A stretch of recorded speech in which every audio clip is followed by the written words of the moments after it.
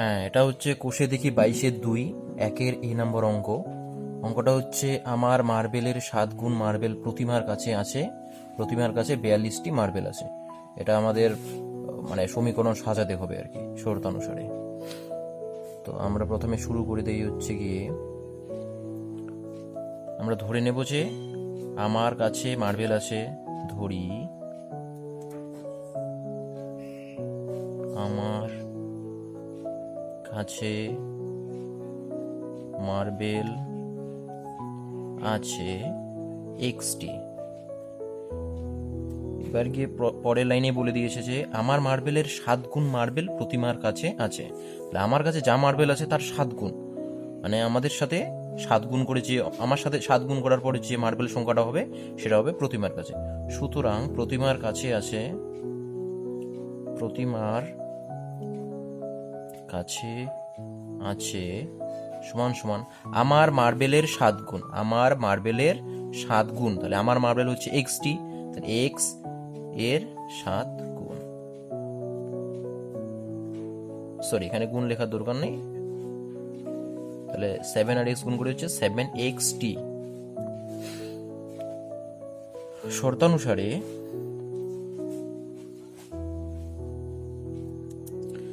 প্রতিমার কাছে আবার আছে, বইয়ে বলা আছে 42টি মার্বেল আছে। সুতরাং আমরা বের করলাম প্রতিমার কাছে আছে 7xt মার্বেল, আর বইয়ে বলা আছে 42টি মার্বেল। তাহলে আমাদের কথা আর বইয়ের কথা সমান সমান।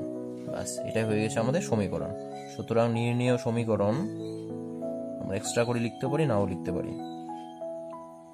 ঠিক আছে, 7x সমান সমান 42।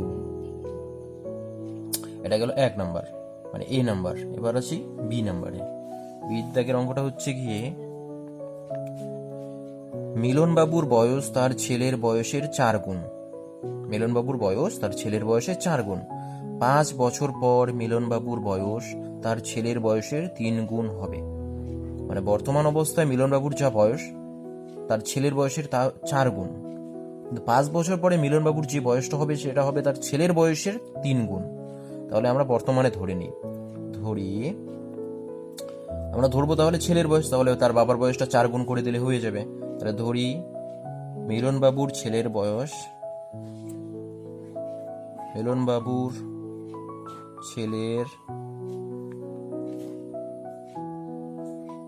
বর্তমান বয়স সমান সমান এক্স বছর। এবার সুতরাং মিলনবাবুর বর্তমান বয়স, মিলনবাবুর বর্তমান বয়স কি হবে? তাহলে মিলনবাবুর বয়স তার ছেলের বয়সের 4 গুণ। তাহলে তার ছেলের বয়স এক্স বছর, তাহলে মিলনবাবুর বয়স কত হবে? 4x বছর। 4 গুণ, এটার সঙ্গে আমরা কি গুণ করবো? 4, মানে হবে 4x বছর। ঠিক আছে, এবার এটা গেল মিলনবাবুর এবং মিলনবাবুর ছেলের বর্তমান বয়সের মানে হিসেবটা। এবার আমরা চলে যাব 5 বছর পর। 5 বছর পর মিলনবাবুর বয়স তার ছেলের বয়সের 3 গুণ হবে। আমরা এখন এখানে চলে আসবো। 5 বছর পর মিলন বাবুর ছেলের বয়স হবে,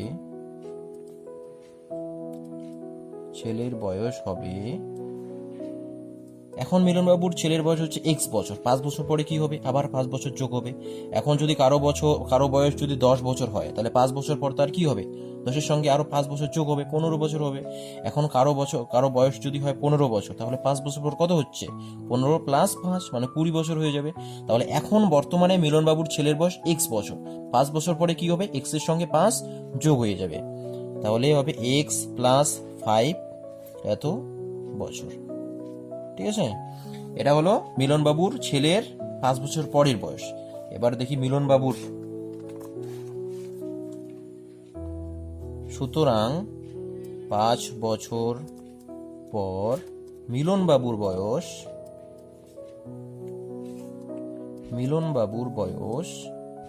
কত হবে? এখন মিলনবাবুর বয়স 4x বছর বর্তমানে, তাহলে 5 বছর পরে তারও যোগ হয়ে যাবে, 4x।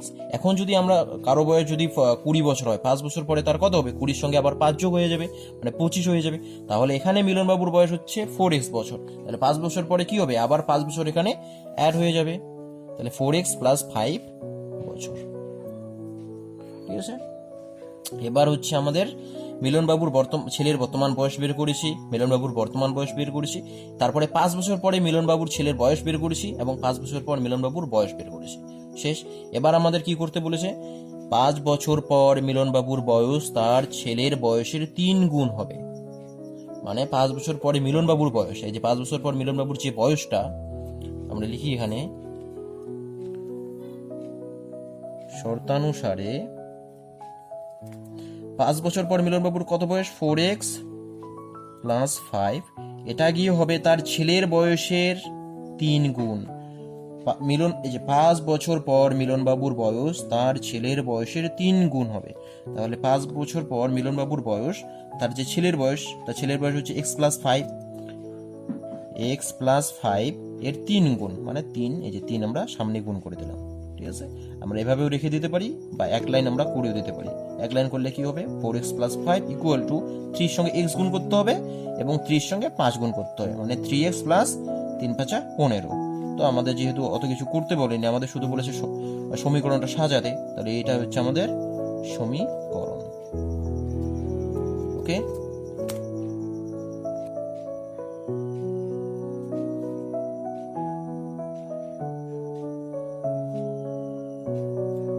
এটা কি হচ্ছে 3 দাগের অঙ্কটা, মানে সি নাম্বার।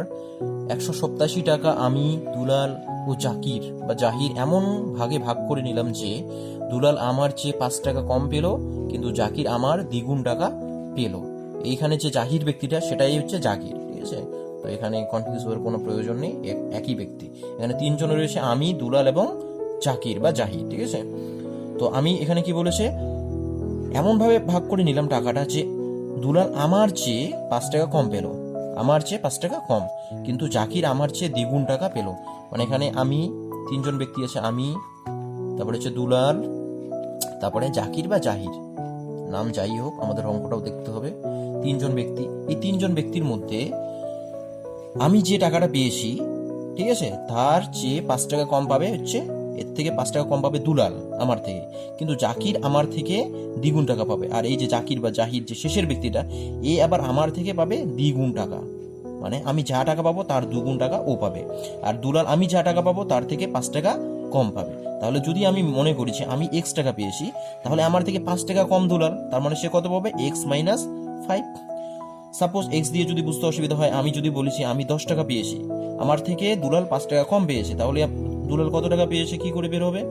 আমার 5 টাকার থেকে, 10 টাকার থেকে আমি যদি এই দুলালের 5 টাকাটা বিয়োগ করে দিই, তাহলে সে 5 টাকা পেয়ে যাচ্ছে। বা আমি যদি 15 টাকা পেয়ে থাকি, আমার থেকে যদি ও 5 টাকা কম পায়, তাহলে ও কত পেয়েছে? ও 10 টাকা পেয়েছে। তার মানে কি হচ্ছে? বিয়োগ হয়ে যাচ্ছে, কম মানে বিয়োগ হয়ে যাবে। ঠিক আছে, এগুলো বোঝানোর জন্য লিখছি জাস্ট। তাহলে আমি পেয়েছি ধরলাম x টাকা, তাহলে দুলাল আমার থেকে 5 টাকা কম পাবে, এই যে দুলাল, তাহলে সে কত পাবে? সে গিয়ে পাবে হচ্ছে x মাইনাস 5 টাকা। ওকে, এবং এই যে জাকির বা জাহির ব্যক্তিটা, সে আমার থেকে দ্বিগুণ টাকা পেয়েছে, মানে আমি যা টাকা পেয়েছি তার দ্বিগুণ, তার সঙ্গে সবসময় কি হবে? 2 গুণ হবে, মানে x ইন্টু 2 মানে কত হবে? 2x টাকা। ঠিক আছে, তাহলে শুরু করি। ধরি আমি পেয়েছি x টাকা, সুতরাং দুলাল পেয়েছে, দুলাল কত পাবে? তাহলে আমার থেকে কি বলেছে? যে দুলাল আমার চেয়ে 5 টাকা কম পাবে, পেলো আর কি, কম পাবে বা কম পেলো, কম মানে হচ্ছে বিয়োগ, তাহলে কম মানে হচ্ছে বিয়োগ যেহেতু, তাহলে আমি পেয়েছি x টাকা, আমার থেকে 5 টাকা কম, মানে x মাইনাস 5 এত টাকা। এবার গিয়ে হচ্ছে জাকির বা জাহির, আমরা জাহিরে লিখি। জাহির পেয়েছে কত? আমার থেকে দ্বিগুণ টাকা, আমার চেয়ে, কিন্তু জাকির বা জাহির যেটা বললাম, আমার চেয়ে দ্বিগুণ টাকা পেল, আমার চেয়ে দ্বিগুণ, আমি কত? x টাকা, আমার থেকে দ্বিগুণ এত টাকা, অর্থাৎ 2x টাকা। ঠিক আছে, এবার মেন কোথায় আসে? এই যে আমি যে টাকাটা পেয়েছি, দুলাল যে টাকাটা পেয়েছে এবং জাকির বা জাহির যে টাকাটা পেয়েছে, এই 3টে টাকা যোগ করলে কোন টাকাটা হবে? মোট টাকাটা হবে, মোট মানে 187 টাকা, মানে 187, ঠিক আছে, এই টাকাটা হবে। তাহলে আমার টাকা, দুলালের টাকা এবং জাকিরের টাকা, এটা মানে যোগ করে সমান সমান দেখাবো 187 এর সাথে। এটাই আমাদের শর্তানুসারে। তাহলে লিখি শর্তানুসারে বা প্রশ্নানুসারে লিখবো গিয়ে এই যে মানে আমার টাকাটা এক্স প্লাস দুলালের টাকাটা হচ্ছে x-5 প্লাস এই জাকিরের টাকা বা জাহিরের টাকা এই 2x ইকুয়াল টু হবে কোন টাকাটা, এই আমাদের তিনজনের টাকাটা যোগ করবো। আমরা কোন টাকাটা পেয়েছি, এই টাকাটা থেকেই পেয়েছি, এই টাকাটাই আমরা ভাগ করে নিয়েছি এমন ভাবে। তো আমাদের যদি আমাদের টাকাগুলো যোগ করি তাহলে আবার কোন টাকাটা হয়ে যাবে, মোট টাকাটা, তাই না? তাহলে এখানে আমরা লিখবো 187। তো আমাদের যেহেতু বলেনি কোনো সমাধান করতে, আমরা এভাবেই রেখে দেবো। সুতরাং নির্ণয় সমীকরণ বা সমীকরণটি হলো কত, এই যে এটা x plus x-5 plus 2x equal to 187। ওকে, এটা গেল সি নাম্বারের অঙ্ক।